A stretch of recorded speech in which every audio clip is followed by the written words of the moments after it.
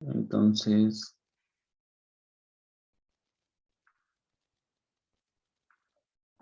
voy a compartirles mi pantalla.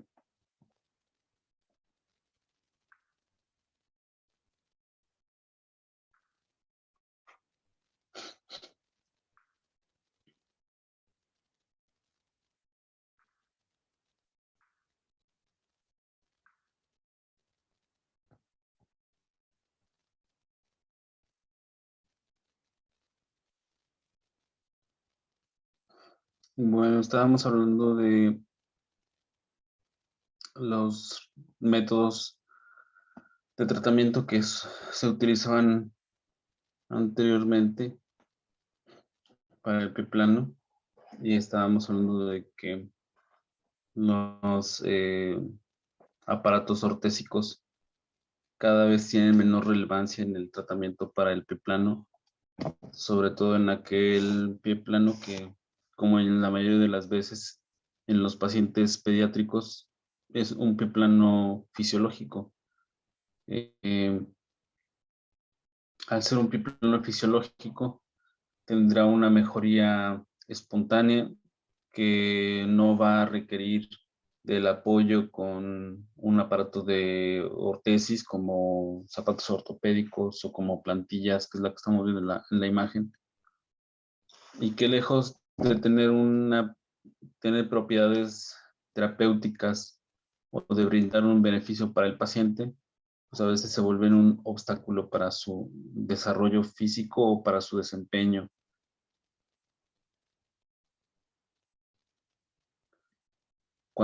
Eso cuando tenemos un pie plano fisiológico flexible.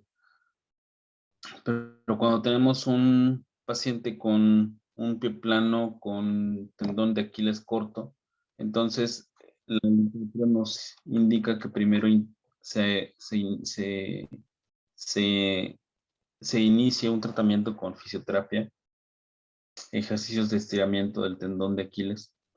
Esto se haga durante un plazo de 1 año y medio a 2 años para tratar de corregir esta deformidad. Y una vez que no se haya o que se observe que no hay mejoría, que el objetivo no se ha conseguido, entonces optar por la tenotomía parcial, un procedimiento quirúrgico mínimo, menor, significan hacer cortes parciales del tendón de Aquiles para hacer una elongación. Eh,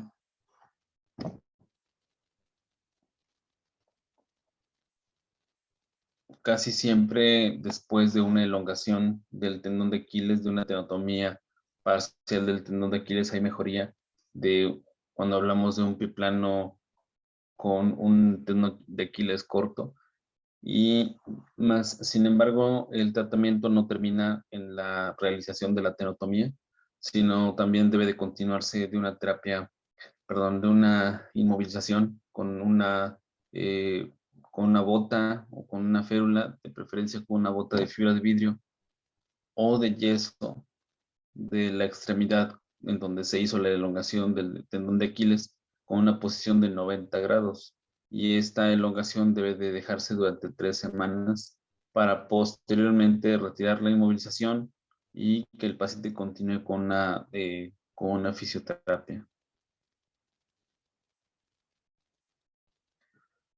También, además de la elongación del tendón de Aquiles, también se pueden hacer, es, mm, es menos frecuente, pero también se han utilizado otras técnicas quirúrgicas, sobre todo las orientadas a hacer tenotomías de los componentes óseos del medio pie o del retropié, como la osteotomía de deslizamiento medial del calcáneo, la colocación de espaciadores subastragalinos con la intención de recuperar la altura o la profundidad del arco plantar.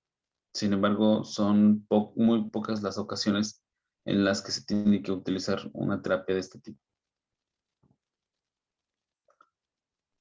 Y bueno, por último, en la última La última causa que hemos mencionado dentro de las fisiopatogenias del pie plano, la última es la coalición tarsiana.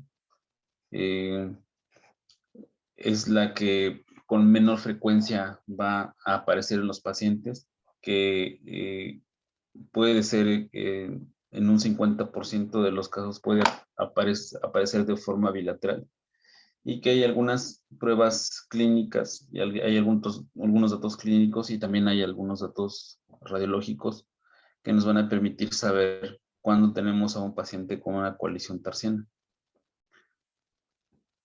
Los síntomas, los datos clínicos de un paciente que tiene un pie plano por coalición tarsiana iniciarán en la adolescencia, al inicio de la adolescencia o en la infancia tardía.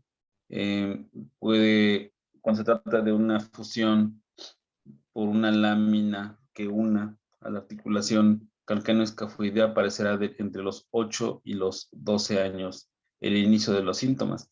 Y cuando la fusión sea subastragalina, aparecerá de manera más tardía, entre los 12 y los 15 años.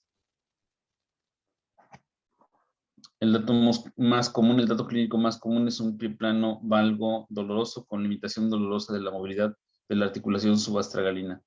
Entonces, sobre todo al realizar estos dos arcos de movimiento, la inversión y la eversión del retropié, porque esos movimientos son los que demandan el movimiento, el deslizamiento de la articulación subastragalina. Muchas veces la historia o el interrogatorio, el inicio de los síntomas, el paciente o los padres manifestarán eventos de esguinces de repetición, y que esta inestabilidad estará manifestada sobre todo cuando el paciente apoye, cuando camine en superficies del suelo que sean irregulares.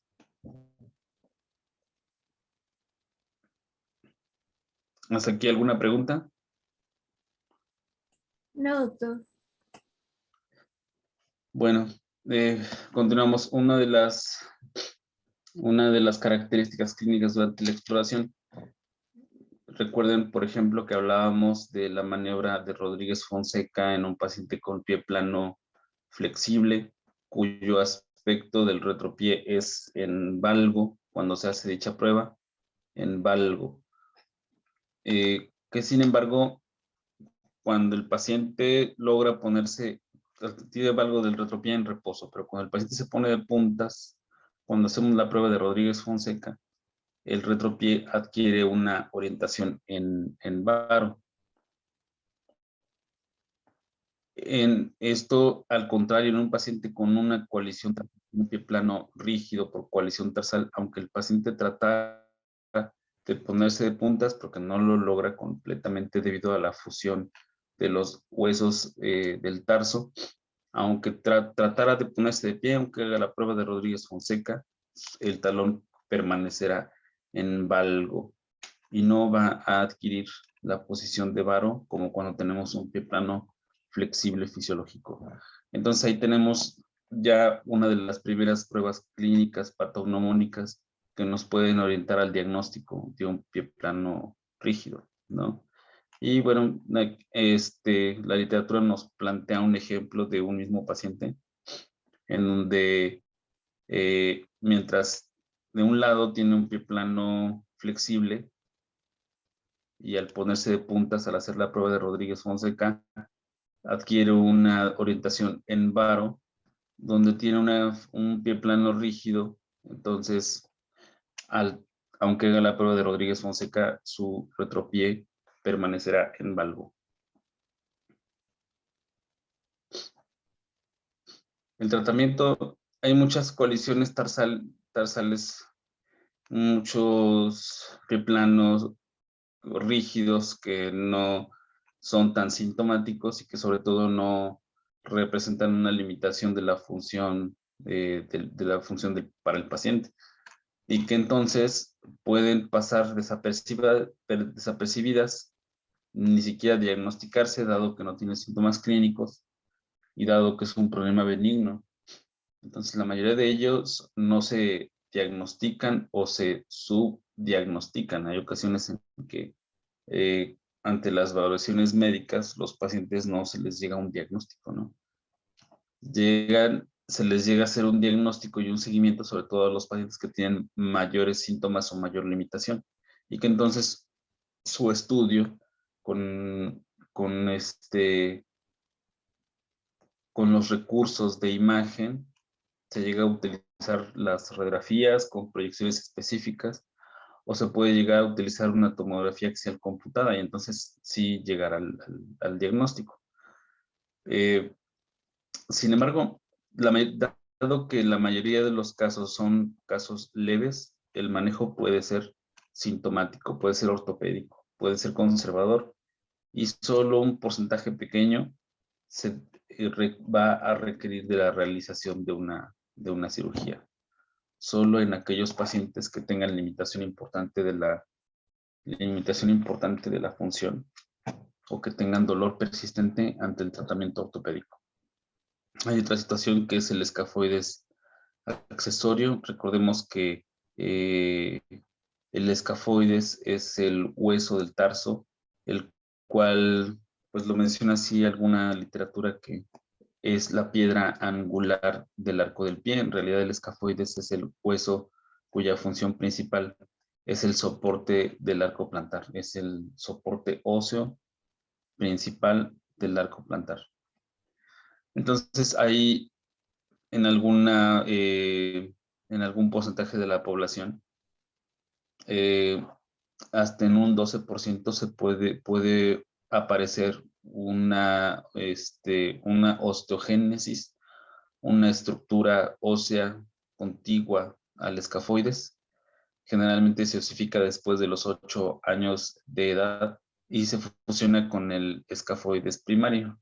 Pero antes de eso, el paciente lo puede manifestar como un hueso accesorio de ubicación medial al escafoides primario, una osificación heterotópica, digamos, anómala, la cual puede protruir en el borde medial del pie, justamente en donde está el origen del arco plantar, y provocar dolor, sobre todo no por otra cosa, sino por el rozamiento con las paredes del calzado. Y entonces el paciente se referirá a esto como una saliente ósea, como un hueso extra que le producirá molestia. Sin embargo, su etiología pues es idiopática, pero lo más importante es que su pronóstico es favorable, ¿no? Y que generalmente no evoluciona hacia la malignización. Es únicamente que hay que esperar a la madurez ósea del paciente para esperar su resolución de manera espontánea. Por lo tanto, su manejo será observacional. Astrágalo vertical congénito, esa es la forma más severa del pie plano.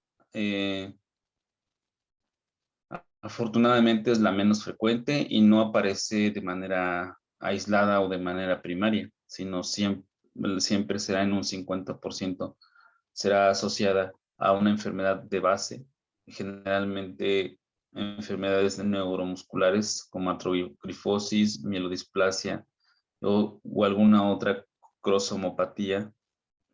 Es la forma más severa. El astrágalo cuya orientación de su eje debe de ser horizontal no debe de ser oblicuo del astrágalo. En este caso, tiene una orientación completamente vertical, como vamos a ver en la imagen siguiente. Al tener una orientación completamente vertical, como lo vemos aquí en la imagen, entonces hace una diástasis entre la unión del retropié, que está compuesto por el calcáneo, y el mediopié, que está compuesto por los huesos del tarso.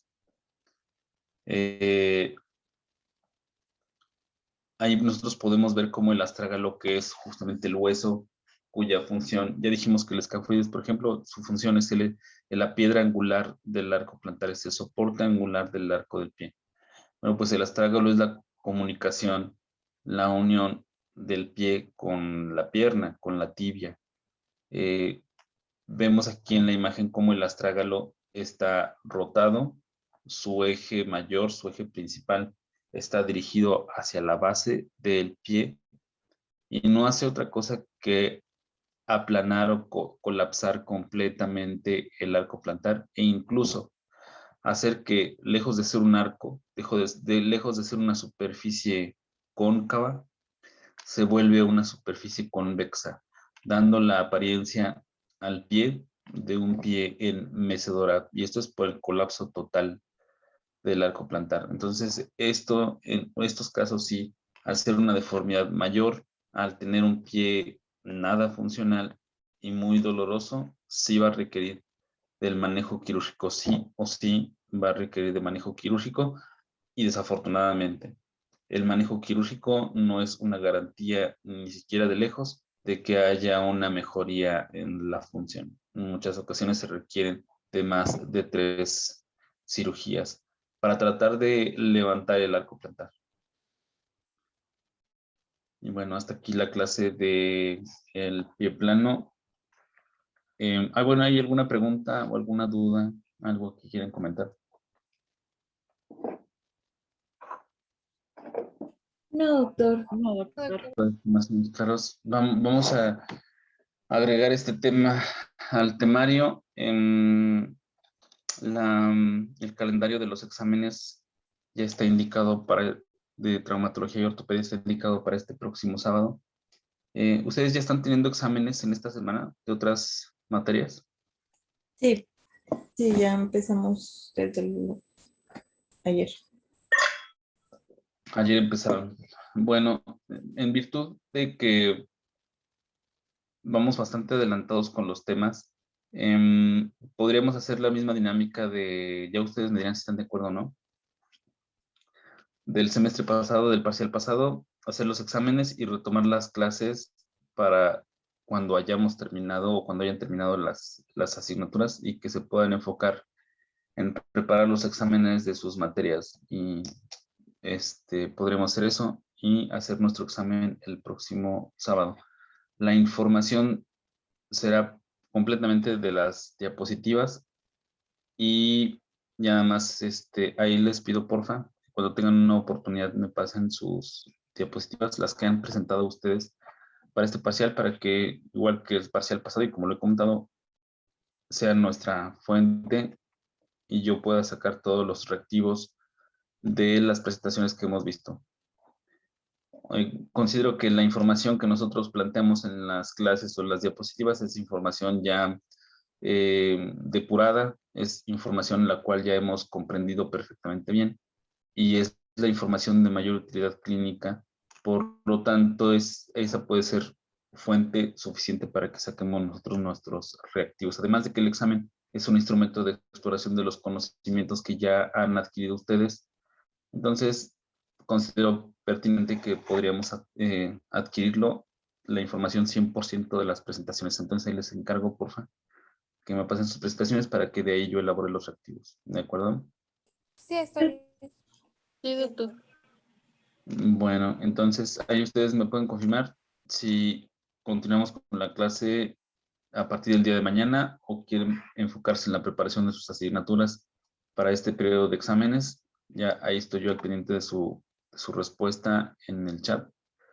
Y bueno, pues hasta mañana a descansar. Nada más ahí les encargo sus diapositivas, ¿de acuerdo? Sí, Sí, doctor. sí, doctor. Gracias. Hasta mañana. Hasta mañana. Hasta mañana. Gracias.